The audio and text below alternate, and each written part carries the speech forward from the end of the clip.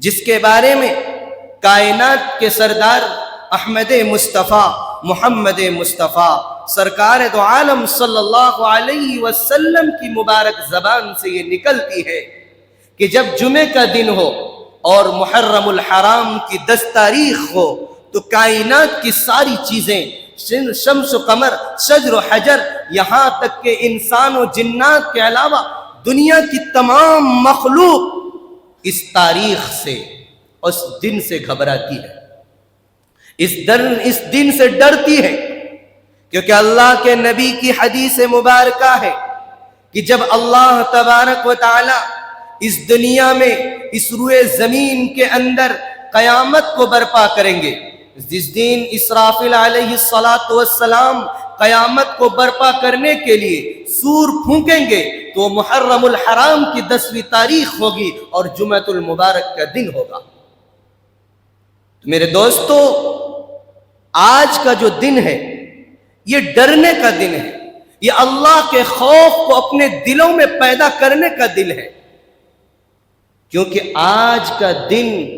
وہ اللہ کے نبی کی جو 1400 سال پہلے جو پیشین گویاں کہہ کر گئے کہ میرے دوستو، میرے بزرگوں اور میرے صحاباؤ، جس دن قیامت کا ہولناک منظر اس میدان میں اس روئے زمین پر قائم کیا جائے گا، وہ ایسا دن ہوگا کہ محرم الحرام کی 10ویں تاریخ ہوگی اور جمعے کا دن ہوگا۔ آج کا دن بڑا اولو العزم دن ہے۔ جمعۃ المبارک کو اللہ کے نبی نے فرمایا سید الایام، یہ تمام دنوں کا سردار ہے، یہ ہفتے کی عید ہے۔ تو اس لیے آج کا دن بڑا مبارک دن ہے، بڑا بابرکت والا دن ہے، عظمت والا دن ہے۔ آج اللہ نے ہم سب کو وہ سعادت والا، وہ برکت والا دن اور مہینہ عطا فرمایا کہ آج جمعے کی مبارک گھڑی بھی ہے اور محرم الحرام کی 10ویں تاریخ ہے، جس تاریخ میں اللہ نے بڑے بڑے کارنامے انجام دیے۔ اللہ نے سیدنا آدم علیہ السلام سے لے کر موسیٰ علیہ السلام تک، ابراہیم علیہ السلام تک تمام نبیوں کو ایک نہ ایک مقام عطا فرمایا، تو محرم الحرام کی 10ویں تاریخ تھی، اور اللہ نے اسی تاریخ کے لیے جو اتنی مبارک گھڑی اور تاریخ تھی، اور جس دن کے لیے ہمارے نبی کے نواسے، ہمارے نبی کے نور نظر، لخت جگر فاطمہ کے جگر کے ٹکڑے کو اللہ نے جس دن کے لیے اور جس گھڑی کے لیے، جس تاریخ کے لیے قبول کیا، وہ بھی جمعۃ المبارک کا دن تھا اور محرم الحرام کی 10ویں تاریخ تھی۔ امام حسین رضی اللہ تعالیٰ عنہ کی جس دن شہادت اس دنیا میں عمل میں آئی، وہ بھی جمعۃ المبارک کا دن تھا اور محرم الحرام کی 10ویں تاریخ تھی، جو اللہ نے اپنے نبی کے نواسے کے لیے، اپنے نبی کے لاڈلے، اپنے نبی کے آنکھوں کے تاروں کے لیے اللہ نے جس دن کو چنا، جس تاریخ کو منتخب کیا، وہ تاریخ آج کی تاریخ تھی، وہ دن آج کا دن تھا۔ تو یہ جمعہ جو آج 10 محرم کی تاریخ میں یہ جمعہ کا دن آیا، تو اس میں بہت زیادہ فضیلتیں بڑھ جاتی ہے، اس کی عظمتیں بڑھ جاتی ہے، کیونکہ اس میں 2 چیزیں ایک ساتھ جمع ہو چکی۔ محرم الحرام کی 10 تاریخ کو اللہ نے فضیلت دی ہے اور جمعۃ المبارک کو بھی اللہ نے فضیلت دی، تو 2 فضیلت والی چیزیں ایک ساتھ آج ہم سب کو موقع دیا ہے کہ اس فضیلت والے دن میں اپنے گناہوں سے توبہ کریں، اپنی آخرت کو بنانے کی فکر کریں، جس طرح امام حسین رضی اللہ تعالی عنہ نے نیزے کے نوک پر رہ کر امت کو یہ پیغام دیا کہ اے امت مسلمہ کے ماننے والو، اے میرے نانا کے دین کو قبول کرنے والو، میں اس کا نواسا تمہیں پیغام دیتا ہوں کہ اگر تمہاری گردن تلواروں کے سائے میں بھی ہو تبھی میرے نانا کے دین سے غداری نہیں کرنا، بے وفائی نہیں کرنا ہے۔ میں پیغام دیتا ہوں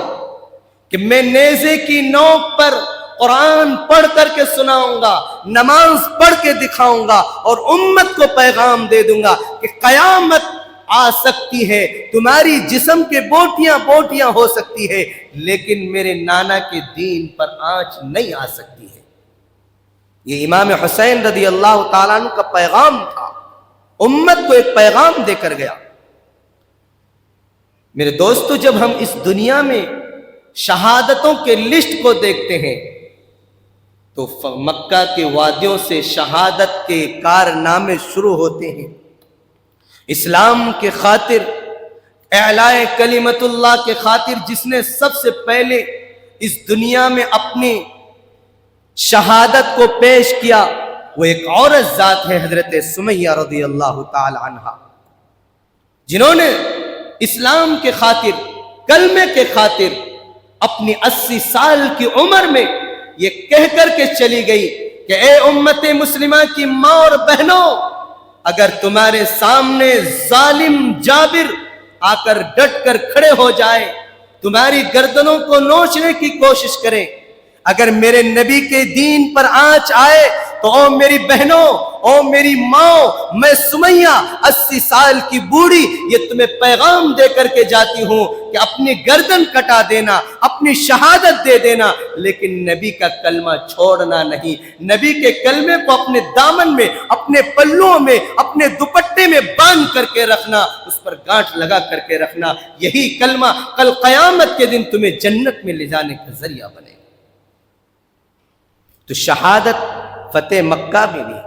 اور جب ہم شہداء کو دیکھتے ہیں تو شہداء بدر ہمارے نظر آ رہا ہے، شہداء احد بھی ہمارے سامنے، شہداء خندق بھی ہمارے سامنے ہے، شہداء مدینہ بھی ہمارے سامنے۔ حضرت عثمان غنی رضی اللہ تعالی عنہ کو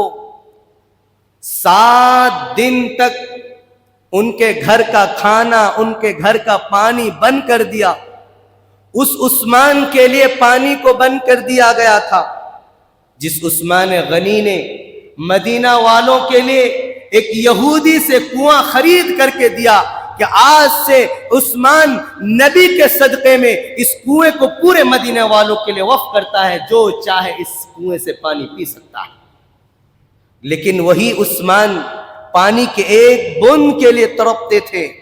7 دن تک پانی پینے نہیں دیا اسی کنویں سے، جس کنویں کو خرید کر کے مسلمانوں کے لیے دیا تھا، غیروں کے لیے بھی دیا تھا۔ کہا کہ اس کنویں سے سب پی سکتے ہیں، میرے نبی کا ہر امتی پی سکتا ہے، چاہے وہ ایمان والا ہو یا نہ ہو۔ میرے دوستو، شہداء کی ایک لمبی فہرست ہے،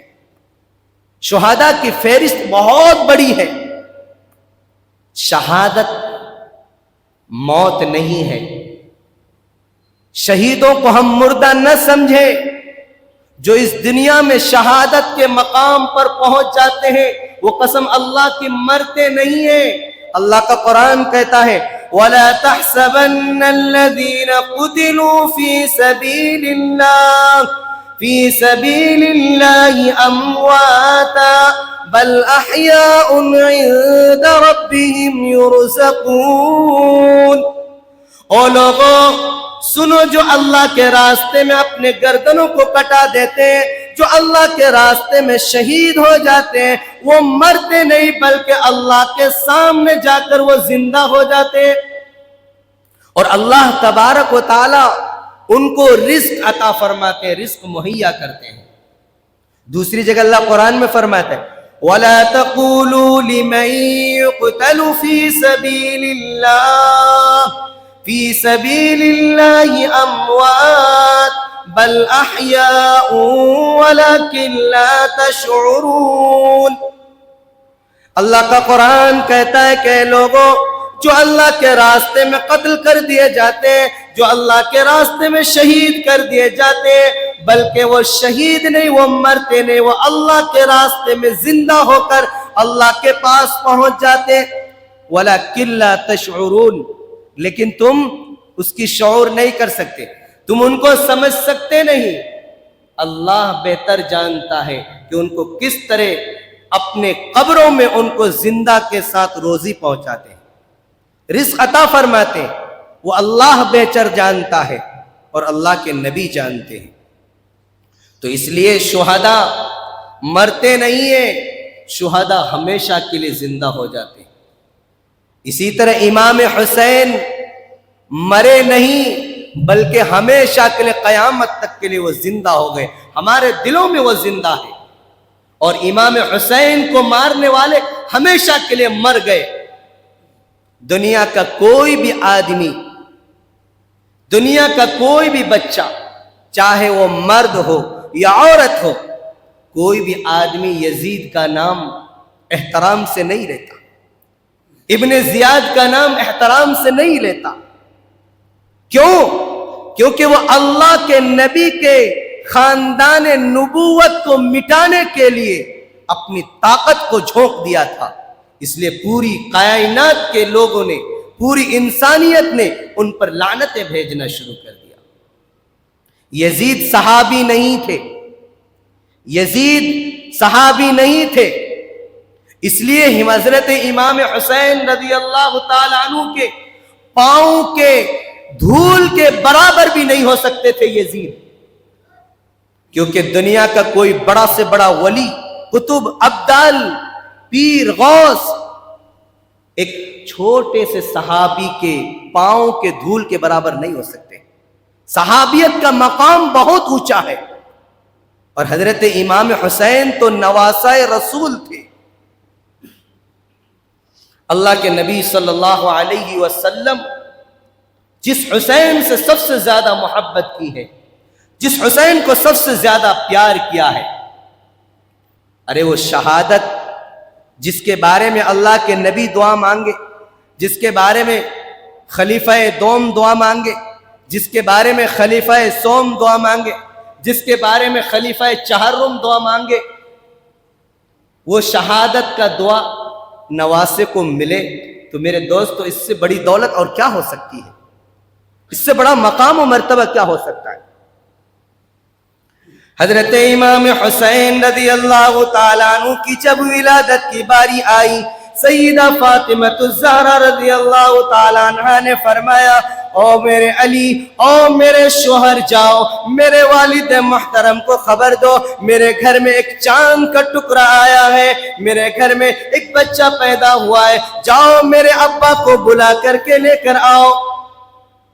چنانچہ حضرت علی رضی اللہ تعالیٰ عنہ بھاگتے ہوئے جناب نبی کریم صلی اللہ علیہ وسلم کی دربار میں پہنچتے اور فرماتے، یا نبی اللہ، یا رسول اللہ، آپ کا نواسہ پیدا ہوا ہے، آپ کی بیٹی آپ کو طلب فرماتے، آپ کی بیٹی کی آرزو ہے کہ آپ اپنے نواسے کو ایک نظر دیکھ لیں۔ چنانچہ اللہ کے نبی صلی اللہ علیہ وسلم اپنے بیٹی کے گھر میں تشریف لاتے ہیں۔ بیٹی حضرت فاطمہ رضی اللہ تعالیٰ عنہ فرماتی ہے، او میرے ابا جان، میری آرزو ہے، میری تمنا ہے، میری خواہش ہے کہ اللہ کے نبی، میری آرزو ہے، میری تمنا ہے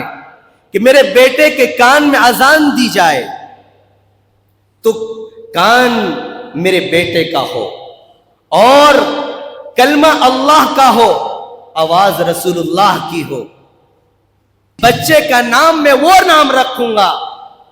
جب سے اللہ نے اس دنیا کو بنایا ہے، جب سے اللہ نے اس کائنات کو سجایا ہے۔ آج تک اس روئے زمین پر کوئی بھی اس نام کو اپنے بچے کے لیے تجویز نہیں کیا۔ یہ بچے کا وہ نام ہوگا جو سب سے پہلا نام ہوگا، اور اللہ نے اپنے خزانے میں اس نام کو چھپا کر کے رکھا تھا۔ اللہ نے مجھے بتایا کہ آپ جائیے اپنے نواسے کے لیے وہ نام تجویز کیجیے۔ آج تک دنیا نے اس نام کو سنا نہیں۔ سب سے پہلی مرتبہ جس نام کو دنیا سنے گی وہ آپ کے نواسے کا نام ہوگا۔ اللہ کے نبی صلی اللہ علیہ وسلم نے فرمایا کہ آج میں اس بچے کا نام حسین رکھتا ہوں، جو آج سے پہلے کبھی اس بچے کا نام نہیں رکھا گیا۔ اور اللہ کے نبی نے فرمایا، اس حسین کے نام پر جو بھی محبت کر کے اس کے نام کو اپنائے گا اور اس کے ساتھ محبت کرے گا، اللہ اس کی محبت کے بدلے میں اس کو جنت عطا کریں گے۔ تو حسین کا نام کوئی عام نام نہیں تھا۔ اللہ کے نبی صلی اللہ علیہ وسلم نے اپنے نواسے کے کان میں اذان دی، اس کے بعد بی بی فاطمہ رضی اللہ تعالی عنہ اپنے لخت جگر، اپنے نور نظر حضرت سیدنا امام حسین رضی اللہ تعالی عنہ سے فرماتی ہے، او میرے بیٹے، او میرے لخت جگر، او فاطمہ کے نور نظر، او علی کے جگر کے ٹکڑے، آج تمہارے کان میں اس آدمی نے، اس نانا نے اذان دی ہے جو اپنا ماتھا آسمان کو دکھائے تو اللہ تبارک و تعالی آسمان کو بلندی عطا فرمائے، جو آسمان کو اپنا ماتھا دکھائے تو اللہ قبلہ بدل دے۔ تیرے کانوں میں کوئی عام انسان نے اذان نہیں دی، او میرے بیٹے تیرے کان میں اس نانا نے اذان دی۔ جب آپ تیرے نانا کٹورے پر انگلیاں رکھے تو اللہ تبارک و تعالیٰ کٹورے میں چشمہ جاری کر دے۔ جب تیرے نانا جس جگہ بیٹھ کر امت کے لیے دعا کرے تو اللہ تبارک و تعالیٰ اس کو روضۃ من ریاض الجنہ بنا دے۔ جس قبرستان پہ کھڑے ہو کر تیرا نانا دعا کرے اللہ تبارک و تعالیٰ اس قبرستان کو جنت البقیع بنا دے۔ جس جگہ تیرا نانا کھڑے ہو جائے تو اس جگہ کو بلند مقام عطا فرما دیتے۔ تیرے نانا کی سواری کبھی جنت کا سفر کرتی ہے، کبھی ساتواں آسمان کا سفر کرتی ہے۔ او میرے بیٹے اس نانے کی اذان کی لاز رکھنا، کیونکہ تیرے نانا کا مقام و مرتبہ بہت اونچا ہے۔ تیرے نانا کا مقام و مرتبہ اتنا اونچا ہے کہ اگر تیرا نانا جابر کے کھانے میں تھوک ڈال دے، جو چند آدمیوں کا کھانا ہزاروں آدمی کھا لے، جب تیرا نانا کسی کوڑی کے سر پر ہاتھ پھیر دے تو اللہ اس کی کوڑ کی بیماری سے شفا عطا فرما دے۔ تیرا نانا جب عرش معلیٰ پر پہنچے تو عرش بھی جھوم اٹھے، عرش معلیٰ بھی جھوم اٹھے، اللہ کا عرش بھی تیرے نانا کے استقبال کے لیے جھومنے لگے۔ تیرے نانا کا مقام و مرتبہ اتنا اونچا ہے کہ جہاں تک اللہ نے تیرے نانا کو پہنچایا وہاں تک اللہ نے کسی نبی کو، کسی پیغمبر کو، کسی رسول کو نہ پہنچایا ہے، نہ قیامت تک کوئی نبی اور رسول پہنچ سکتا ہے۔ ارے تیرے نانا تو قاب قوسین کا مقام تک اللہ نے تیرے نانا کی سرداری عطا فرما دی، تیرے نانا کو اللہ نے فضیلت عطا فرما دی۔ تو امام حسین رضی اللہ تعالیٰ عنہ نے فرمایا، امی جان آپ کو گھر بنانے کی ضرورت نہیں، میں میرے نانا کے اذان کا مقام و مرتبہ اس وقت بلند کر کے دکھاؤں گا جب لوگ اپنے گھروں میں قرآن پڑھیں گے، جب لوگ مسجدوں میں قرآن پڑھیں گے، جب لوگ اپنے گھروں میں بیٹھ کر نرم نرم گدوں میں قرآن پڑھیں گے، قرآن کی تلاوت کریں گے، بس اڈوں میں بیٹھ کر قرآن کی تلاوت کریں گے۔ بی بی فاطمہ نے فرمایا، اے میرے بیٹے بتا تو کیسے اپنے نانا کا مقام اونچا کر کے دکھائے گا؟ فرمایا، امی جان میرے نانا کے دین پر ایک ایسا وقت آئے گا، ایک ایسا وقت آئے گا کہ لوگ میرے نانا کے دین کو مٹانے کی کوشش کریں گے، قرآن کو مٹانے کی کوشش کریں گے۔ اس وقت اس نانے کا نواسا نیزے کی نوک پر قرآن پڑھ کر کے امت کو پیغام دے گا۔ اور پیغام دیا کہ نہیں؟ بے کربلا کے میدان میں نواسے رسول نیزے کے نوک پر قرآن پڑھ کر کے بتا دیا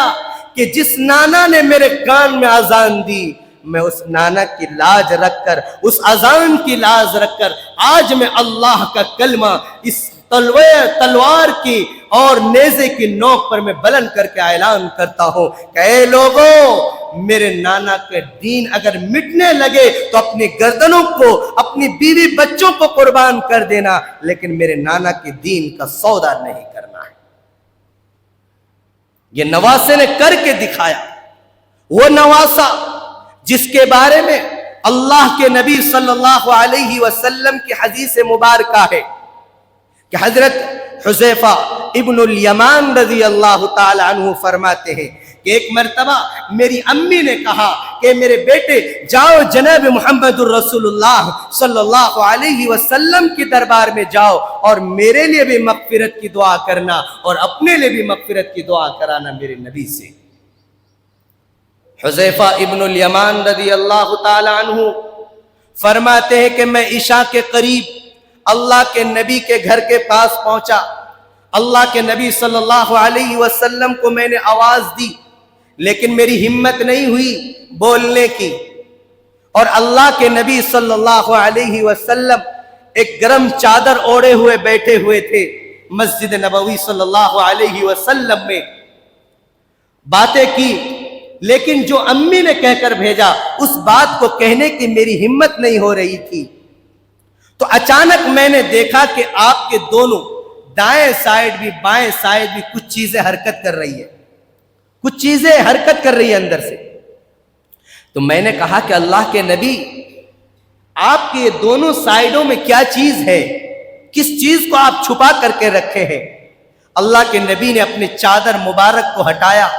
تو دیکھا کہ ایک طرف امام حسن ہے اور دوسری طرف امام حسین رضی اللہ تعالی عنہ ہے۔ دونوں بچے اپنے نانا کے پہلو پر بیٹھے ہوئے ہیں، اپنے نانا کے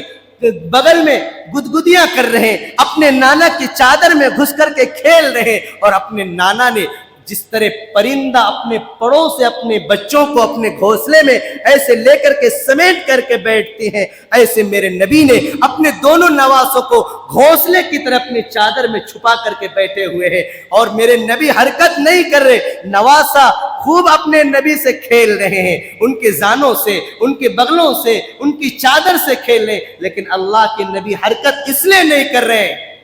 کیونکہ اللہ دیکھ رہا ہے، اللہ آسمان پر مسکرا رہا ہے۔ فرمایا اے حذیفہ ابن الیمان،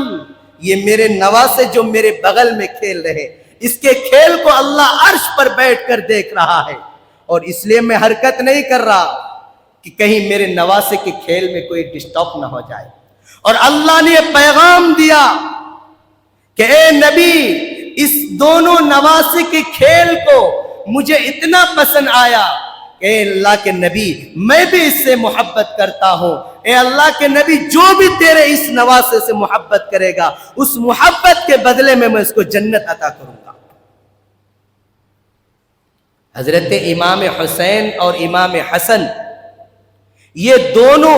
نواسے ایسے تھے، حضرات خلفائے راشدین فرماتے ہیں کہ جب ہم سب کو نبی کی یاد ستاتی تھی تو ہم دونوں نواسے کو لا کر کے سامنے کھڑے کر دیتے تھے، کیونکہ کمر سے لے کر سر تک، کمر سے لے کر پورا سر اور چہرے تک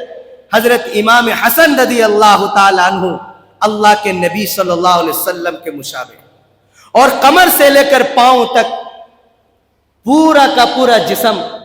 اللہ کے نبی کے مشابہ حضرت امام حسین رضی اللہ تعالی عنہ۔ اس لیے خلفائے راشدین فرماتے ہیں کہ جب ہمیں اللہ کے نبی کی یاد ستاتی تھی دونوں نواسوں کو سامنے کھڑے کر دیتے تھے، منبر کے سامنے کھڑے کر کے دونوں نواسوں پر ہم پاؤں سے لے کر سر تک، سر سے لے کر پاؤں تک نظر پھیرتے تھے، ہمیں نبی کی یاد تازہ ہو جاتی تھی، ہمیں ایسا لگتا ہے کہ منبر رسول پر نواسے نہیں بلکہ خود رسول اللہ صلی اللہ علیہ وسلم موجود ہے، کیونکہ دونوں کی شکل کو اللہ نے اسی طرح بنایا، اور اس لیے بنایا کہ اللہ نے حضرت امام حسین اور حضرت امام حسن رضی اللہ تعالیٰ عنہ کے پورے جسم کو ہمیشہ چومتے تھے، بوسہ دیتے تھے، اور اتنے بوسہ دیے کہ اللہ نے ان کی شکل و صورت ہی اللہ کے نبی کی شکل و صورت کی طرح بنا دی۔ ایک مرتبہ اللہ کے نبی صلی اللہ علیہ وسلم اپنے گھر کے صحن کے سامنے، ریاض الجنہ کے سامنے، اللہ کے نبی صلی اللہ علیہ وسلم گھوڑے بن گئے، اپنے دونوں ہاتھوں کو اپنے دونوں پاؤں پر زمین پر، جس طرح باپ بیٹے اپنے گھوڑا بن کر پیٹھ پر بیٹھ کر کے اپنے بچوں کو کھلاتے ہیں، اللہ کے نبی صلی اللہ علیہ وسلم اپنے پیٹھ پر دونوں نواسوں کو سوار کرتے ہیں، امام حسن کو بھی اور امام حسین کو بھی سوار کر کے ریاض الجنہ میں گھومتے ہیں۔ وہ خوش نصیب لوگ ہیں جو ریاض الجنہ میں نماز پڑھ کر کے آئے۔ اس ریاض الجنہ میں اللہ کے نبی کو کیسی کیسی بشارتیں ملتی ہیں، اللہ کے نبی کے نواسوں کو کیسی کیسی بشارتیں ملتی ہیں۔ فرماتے کہ اتنے میں حضرت عمر فاروق رضی اللہ تعالی عنہ تشریف لے کر آتے ہیں۔ فرماتے نعم المرکوب مرکوبکما، او میرے بھتیجے کتنے خوبصورت سواری ہے، آج تمہاری سواری کتنے دلچسپ سواری ہے۔ فرمایا میرے بھتیجے کتنے خوبصورت سواری پر سوار ہو کر تم لوگ گھوم رہے ہو، قسم اللہ کی قیامت تک ایسا خوبصورت سواری نہیں مل سکتی کسی کو۔ اور سواری نبی آخر الزمان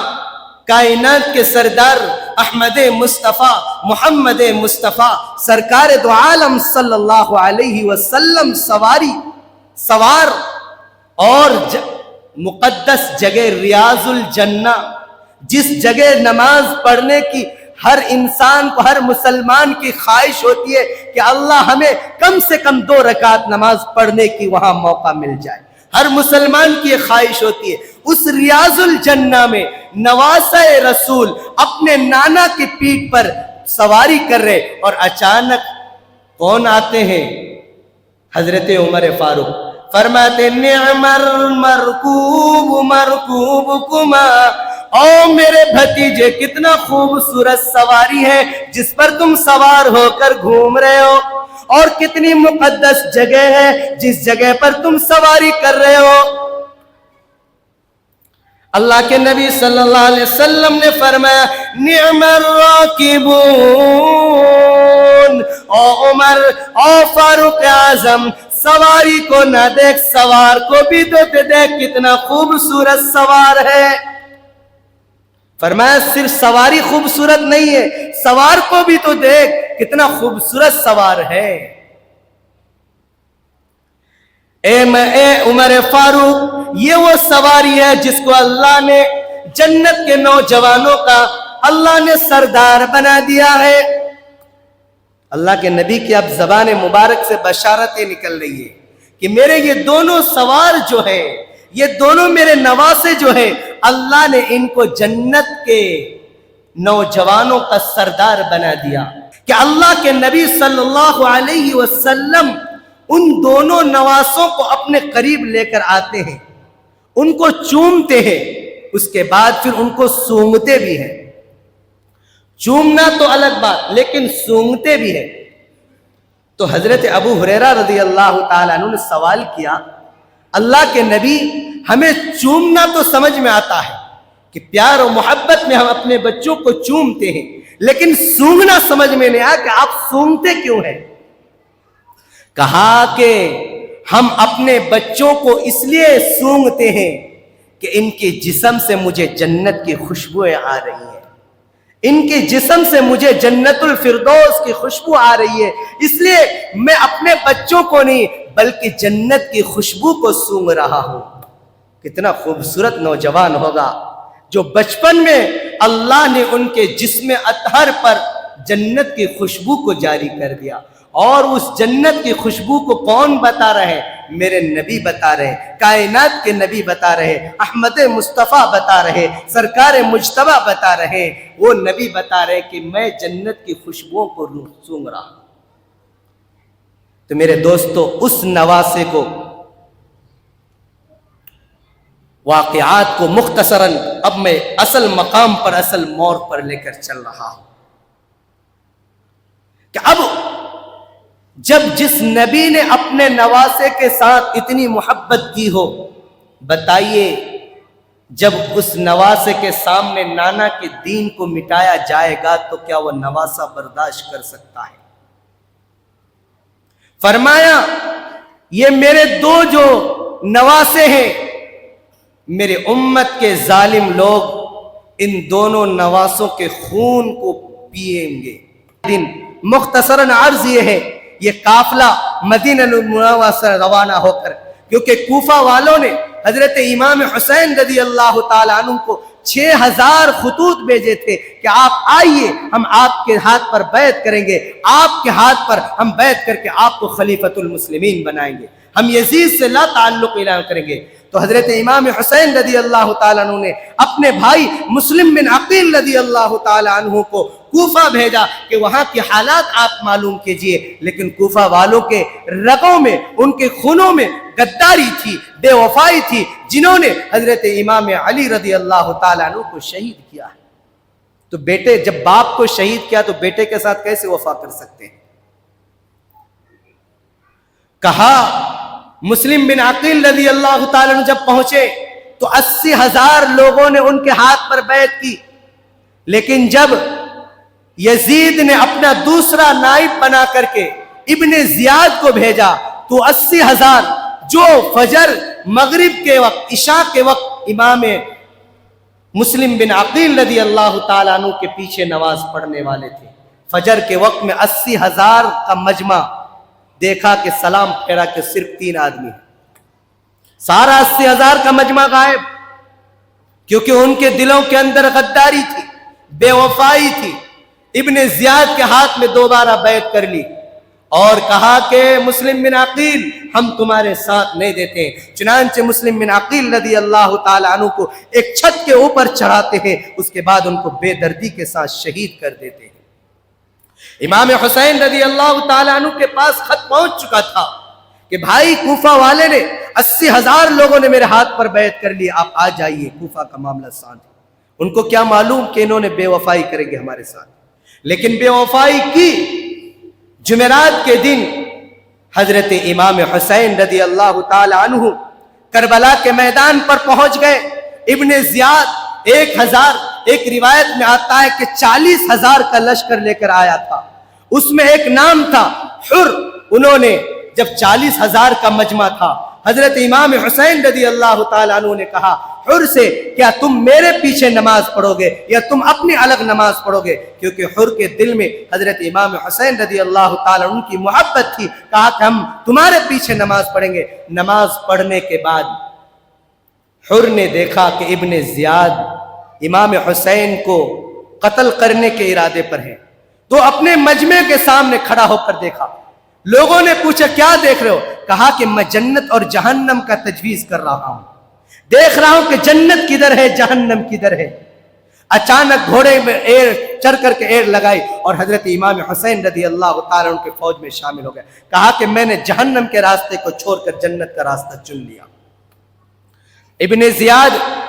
سے حضرت امام حسین نے کہا کہ مجھے صرف رات کی مہلت دی جائے تاکہ میں قرآن کی تلاوت کر لوں، اپنے بیوی بچوں کو نصیحت کر لوں، اس کے بعد صبح جو ہوگا دیکھیں گے۔ صبح کا مقام صبح ہوتی ہے۔ حضرت امام حسین رضی اللہ تعالیٰ عنہ ایک ایسا درد بھرا خطبہ دیتے ہیں، قسم اللہ کی اگر وہ خطبہ پہاڑوں میں دیا جاتا تو پہاڑ ریزہ ریزہ ہو جاتے، زمین پھٹ جاتی، آسمان پھٹ جاتی میرے دوستو، لیکن ان سنگ دلوں کے اندر اس خطبے کا کوئی اثر نہیں ہوا۔ صبح اٹھ کر حضرت امام حسین رضی اللہ تعالیٰ عنہ نے فرمایا او ابن زیاد بتا اس روئے زمین پر، اس کائنات میں اب میرے علاوہ کون ہے نواسہ رسول؟ میں اکیلا ایک نواسہ رسول باقی ہوں، اب بتاؤ خاندان نبوت کا چشم و چراغ میرے بعد کون باقی رہے گا؟ اے ابن زیاد بتاؤ میں نے تمہارا کیا بگاڑا، میں نے تمہاری ساتھ کیا غداری کی، کیا میں نے تمہیں دھوکہ داری؟ ارے 6,000 خطوط تم نے ہمارے پاس بھیجے،